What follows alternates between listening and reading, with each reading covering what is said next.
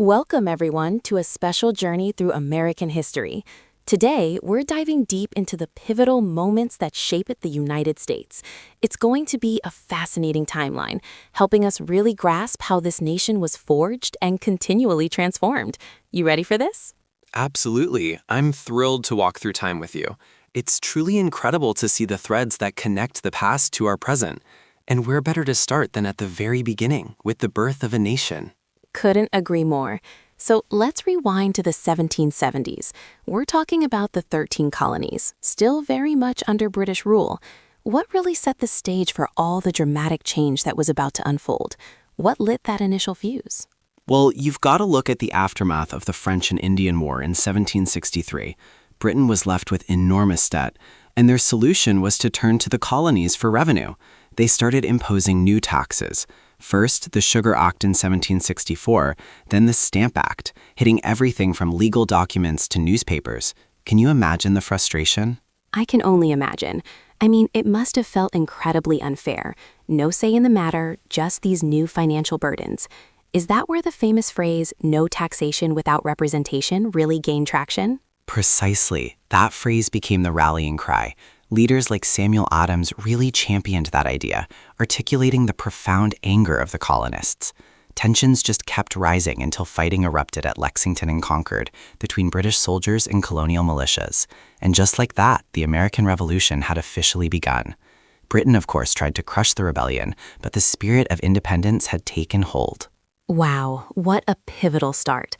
Now fast forward, after establishing itself, the United States then began this massive undertaking of expanding westward in the early 19th century. This sounds like a transformative period, doesn't it? What was the catalyst there? Oh, absolutely transformative.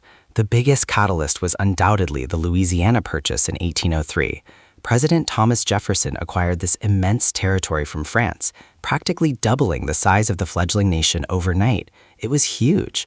Soon after, the Lewis and Clark expedition explored these new lands, sparking even more interest in moving west, settling new frontiers. So this really fueled the idea of manifest destiny then, that belief that America was destined to stretch from coast to coast.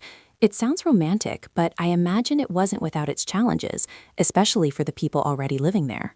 Exactly. Manifest destiny was this powerful, almost spiritual belief that drove so many people. Families made incredible journeys along routes like the Oregon Trail, seeking new lives. And yes, while it brought immense economic and territorial growth for the United States, we can't ignore the immense human cost. It led to severe conflicts, particularly with Native American tribes, who were tragically forced from their ancestral lands. By the late 19th century, this era of continental expansion officially closed, marking the end of the frontier. That's a really important point to remember.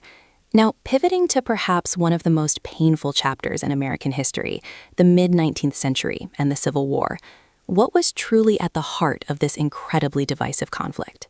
The core issue, unequivocally, was slavery, and specifically its expansion into new territories.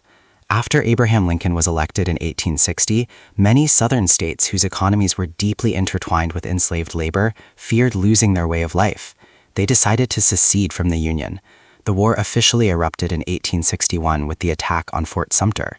And after years of horrific fighting and immense sacrifice, the North emerged victorious, ultimately preserving the Union. How did that outcome fundamentally change the nation? It changed everything. Slavery was abolished with the 13th Amendment, a monumental shift. The federal government's authority was solidified. But the South was absolutely devastated. This led to the Reconstruction era, which was an incredibly difficult time focused on trying to integrate millions of formerly enslaved people into American society and rebuild the war-torn South. It was a period filled with both hope and tremendous challenges. It sounds like a period of immense upheaval and attempts at healing. Moving into the late 19th and early 20th centuries, we then see the rise of the Progressive Era. What were the key problems people were trying to address during this time of reform? The Progressive Era was a direct response to the dark side of rapid industrialization. Massive wealth gaps, rampant political corruption, terrible urban poverty, and horrific labor exploitation. Journalists, often called muckrakers, bravely exposed these abuses. Activists and political leaders pushed hard for major reforms.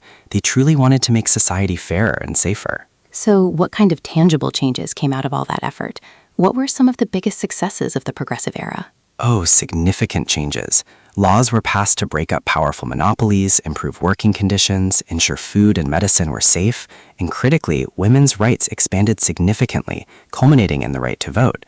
While the movement did lose some steam when the country entered World War I, its impact on American democracy and daily life was truly lasting and profound.